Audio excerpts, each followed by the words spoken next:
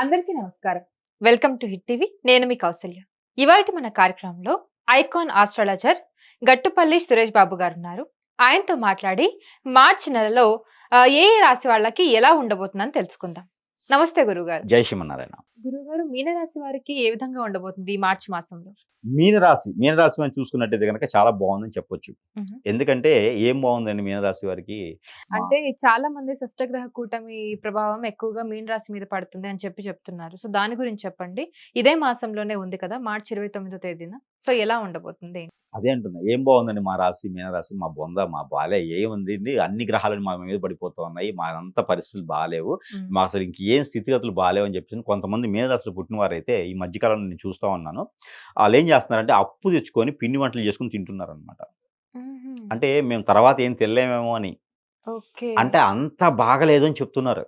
ఆహా! అందువల్ల భయపడతా ఉన్నారనమాట. అంటే హుహు. అంత ఇది ఎందుకంటే షష్టగ్రహ కూటమి మీనరాశిలో వస్తుంది. ఓకే. ఈ 2025 సంవత్సరం హుహు. మార్చి హుహు. 29 తారీఖున హుహు. షష్టగ్రహ కూటమి మీనరాశిలో ఏర్పడుతుంది. హుహు. అందుకని మీనరాశి వారు చాలా భయభ్రాంతులవుతున్నారు. హుహు. ఏదో వైరస్ వచ్చినట్టు భయభ్రాంతులవుతున్నారు. అలా హుహు. ఏం లేదు. గ్రహాలు వాటి పని అవి చేసుకుంటే మన పని మనం చేసుకోవాలి. ఓకే. ఈ షష్టగ్రహ కూటమి రావటం వలన అందులోను శని భగవానుడు మీనరాశికి రావటం వలన హుహు. వీరికేందంటే శని భగవానుడు ఏర్పడుతున్నారనమాట. వీరికి ఎలా ఉండిద్దంటే ఈ శని మహర్దశ మొదలవుతుంది. 19 సంవత్సరాల శని మహర్దశ మొదలవుద్ది. ఎవరికి? మీనరాశి వారికి. హుహు.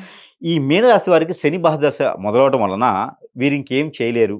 హుహు. ఎలాంటి స్థితిగతులు లేవు. హుహు. ఏం ముందుకు వెళ్ళలేము. ఇలాంటి పరిస్థితిలో ఉన్నారు. ఇంతకు ముందు కుంభరాశిలో శని భగవానుడు ఉన్నప్పుడు అలానే ముందుకు వెళ్లారు గదండీ! వాళ్ళందరూ కూడా బానే ఉంది గదా! అంటే మీకు కూడా బాగున్నట్టే గదా అర్థం. కాతే పని చేసేదానికి ఎనక ముందుంటుంది. హుహు. ఒకటికి 2 సార్లు చేయాల్సొస్తుంది ఒక పనిని. అంతేగాని మీనరాశి వారికి పూర్తిగా బాగలేదు. అసలు ఇంకేం చేయలేము అనుకునే విధంగా ఏమి అవసరం లేదు. అన్ని ఓకే. రకాలు బావుంటది. కాకపోతే ఒక పని చేసేది ఒకటికి 2, 3 సార్లు చేయాల్సొస్తుంది. ఓకే. అంతకుమించి వేరే ఏమి బాధపడే అవసరం, భయపడే అవసరం, హ్మ్. ఏదో హోమాలు, జపాలు, తపాలు ఇవన్నీ చేయించుకునే అవసరం అయితే ఏం లేదు. మీరు ఓకే. స్వతహాగా చేయించుకోవాలంటే చేయించుకోండి. హుహు. భయపడైతే ఏం చేయించడం అవసరం లేదు. ఓకే. సో వీళ్ళ కెరియర్ పరంగా ఎలా ఉండబోతుంది? ఏదైతే శని భగవానుడు మీనరాశిలో రావడం వల్ల, ఈ శని భగవాను యొక్క అశుభ దృష్టి మీనరాశి వాళ్ళ మీదకున్నది. మీనరాశితో పాటు గత 4, 5, 6 రాసుల మీద ఉంటుంది. వీరందరూ కూడా ఇంకేం చేయలేరు. హుహు. ఈ స్థితిగతులు కూడా ఇంతకన్నా ఇంకేం ముందుకెళ్ళలేవు అని ఉన్నారు. హుహు. ఆ భ్రమలో ఉన్నారు. హుహు. వారి మీద శుభదృష్టితో ఉన్నటువంటి గ్రహాలున్నాయి. శుక్రగ్రహం ఉంది. అలానే చంద్రగ్రహం ఉంది. అలానే మీనరాశి వారికి మరో గ్రహం గురు గ్రహం గూడా ఉంది. ఓకే. అనుకూలతగా ఉన్నాయి ఇవన్నీను. హుహు. అనుకూలతగా ఉన్నాయి కాబట్టి వీరికి ఎలాంటి నష్టం లేదు. హుహు.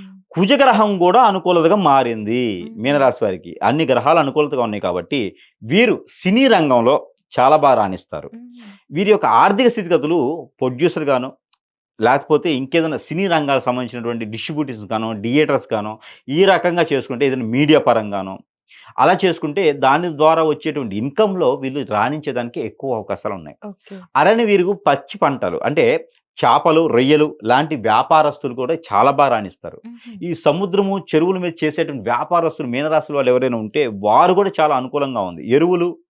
ఆ ఎరువులకు సంబంధించిన పంట పొలాలకు సంబంధించిన మందులుంటాయి గదా! ఎరువు అవును. మందులు అవును. అలాంటి అమ్మేవారికి కూడా మంచి లాభదాయకాలుంటాయి. ఓకే. ఇలాంటి పంట భూముల్లో ఇసుక అలానే అంటే సముద్రము, నదిలో లభించేటువంటి వస్తువులతో వ్యాపారం చేసే వారికి వీళ్ళకి అనుకూలంగా ఉంది. హుహు. ఎవరైనా సో ఉంటే కూడా ఖచ్చితంగా చేయొచ్చు. పోర్టులో బిజినెస్‌లు అలాంటివి చేయొచ్చు. ఆరోగ్యపరంగా చూసుకుంటే వీళ్ళ ఆరోగ్యం ఎలా ఉండబోతున్నాయి? శని భగవానుడు వస్తున్నాడు కాబట్టి ఆరోగ్యపరంగా కొంత అయితే ఇబ్బందుంటుంది. మరీ అంత బాధించేది కాకుండా ఇబ్బందుంటుంది. ఆస్తమా అలానే స్టమక్ రిలేటెడ్‌గా, హార్ట్ రిలేటెడ్ ప్రాబ్లమ్స్ ఎవరైనా ఆల్రెడీ ఉంటే వారికి కొంచెం పెద్దగా ఉంటది కాబట్టి ప్రికాషన్స్ తీసుకోవాలి. ఓకే. వైద్యుడి దగ్గర వైద్యం చేయించుకుంటే అలానే స్టేబుల్‌గా ఉంటుంది. ఇబ్బంది హుహు. పడకుండా ఉంటారు. హుహు. అలానే వీరికి ఆరోగ్య సమస్యలు కొత్తగా వచ్చేవి. బాడీ పెయిన్స్, నరదిష్టి, కాళ్ళు పైకి గుంజటం, కాళ్ళు పీకటం, అలానే బ్లడ్‌కి రిలేటెడ్ ప్రాబ్లమ్స్ వీరిలో ఇంకోటుంటది పక్షవాతం అంటారు గదా! అలాంటివి వచ్చేటువంటి అవకాశాలున్నాయి కాబట్టి భయపడొద్దు. ఏజ్‌ని బట్టి, వారి యొక్క స్థితిగతి, వారి యొక్క దశ, అంతర్దశలు బట్టి ఇలాంటియి వస్తాయి.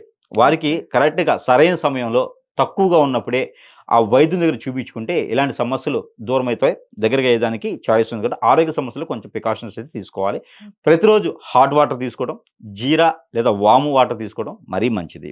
సో మీరు ముఖ్యంగా ఈ మంత్‌లో పర్టిక్యులర్‌గా తీసుకోవాల్సిన జాగ్రత్తలేంటి? వాటి యొక్క పరిహారాలేంటి? అదే ప్రతి ఒక్కరు మీనరాశిలో పుట్టిన వారైతే హాట్ వాటర్ తాగడం అనేది జాగ్రత్త తీసుకోవాలి వీరు. ఆ హాట్ వాటర్‌లో కూడా జీరా కానియండి, లేకపోతే వామ్ వాటర్ తాగడం మంచిది.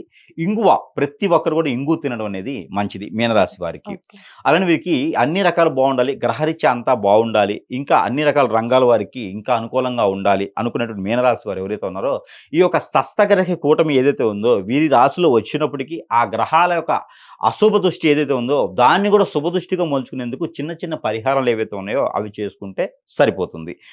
ఏదైతే మనం అనుకున్నటువంటివి వాము, జీలకర్ర అలానే వీరితో పాటు ఇంగువ.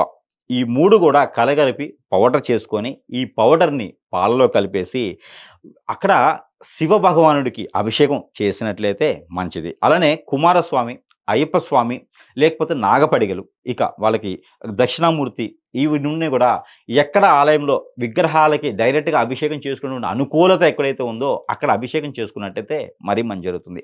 అలానే నవగ్రహ మండపంలో ఇంగువ, వక్కలు అలానే పసుపు కొమ్ములు హుహు. ఇవన్నీ కూడా 9, 9, 9 చొప్పున తీసుకొని ప్రతి గ్రహానికి గూడా అక్కడ ఉంచినట్లయితే, ఆ గ్రహాల నుంచి ఉన్నటువంటి ఎడబాటు, ఆ షష్టగ్రహ కూటమి నుంచి చెడు దృష్టి కూడా శుభ దృష్టిగా మలుచుకునేందుకు అవకాశం కనబడుతుంది.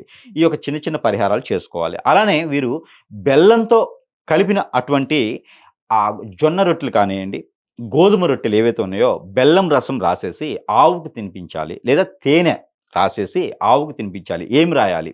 ఓంకారం రాయొచ్చు. లేదా మీకున్న కోరికలేవున్నాయో ఆ కోరికలు గూడా రాయొచ్చు. ఇవన్నీ గూడా రాసి ఆవుకు తినిపించడం ద్వారా మంచి జరుగుతుంది. ఈ మాసం మొత్తం గూడా ఏ రోజైనా చేయవలసినటువంటి పరిహారాలు.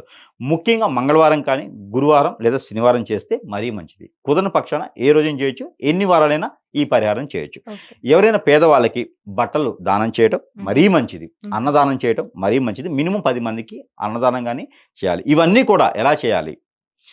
స్వతహాగా సంపాదించి చేయాలి. హుహు. అప్పు తీసుకొచ్చి చేయకూడదు. ఓకే. ఎలాంటి యజ్ఞాలు, హోమాలైనా, ఎలాంటి దానాలైనా సంపాదించి మాత్రమే చేయాలి. మీ దగ్గర రూపాయి ఉందా? దాని వరకే దానం చేయండి. సంపాదించి ఇలాంటి పరిహారాలు చేస్తే ఆ ఒక గ్రహాల యొక్క అనుకూలత లభిస్తుంది. హ్మ్. అలానే ప్రతి మాసంలో ఇస్తున్నట్టుగానే మీనరాశి వారికి కూడా ఈ మాసంలో గ్రహాల నుంచి తీసినటువంటి నంబర్ 3376 236 3376 అనే ఒక ఈ నంబర్ ఏదైతే ఉందో ఈ నంబర్‌ని 125 టైమ్స్ పఠనం చేసినట్లయితే వీరికి మంచి జరుగుతుంది. ఈ పఠనం ఎలా చేయాలి? చేతిలో ఏదైనా షుగర్ కానీ, బెల్లం కానీ లేదా పటిక బెల్లం, కండ చక్కెర అంటారు కదా! అది కానీ లేదా సోంపు చేతిలో పెట్టుకొని ఈ యొక్క నంబర్‌ని 125 టైమ్స్ పఠనం చేసేసి ఆ తర్వాత అది భుజించడం ద్వారా, స్వీకరించడం ద్వారా వీరిలో ఉన్నటువంటి ఆ ఒక ఇందాక మనం అనుకున్న ఆరోగ్యరీత్యా సమస్యలున్నాయో, బ్లడ్ రిలేటెడ్ సమస్యలున్నాయో, ఈ బాడీ పెయిన్స్ ఉన్నాయో ఇవన్నీ కూడా తొలగిపోయేలా ఉంటుంది కాబట్టి ఈ మేర ప్రయత్నించాలి. నరదిష్టి, నరఘోష కూడా తొలగిపోతుంది. ఆ గ్రహాల నుంచి వచ్చేటువంటి ఎడబాటు కూడా తొలగిపోయేసి కొంతమేర ఎసులుబాటు ఉంటుంది. ఈ యొక్క మీనరాశి వారు ఇలాంటి చిన్న చిన్న పరిహారాలు చేసుకొని ఈ మాసం మొత్తం కూడా అదృష్టవంతులవ్వాలని కోరుకుంటా ఉన్నాను. జై శ్రీమన్నారాయణ. చూసారు కదండీ! ఇది ఇవాల్టి మన వీడియో. ఇవాల్టి వీడియోలో మనం మార్చి మాసం మొత్తానికి గూడా రాశి ఫలాల గురించి తెలుసుకోవడం జరిగింది. అలాగే పరిహారాల గురించి గూడా చెప్పడం జరిగింది.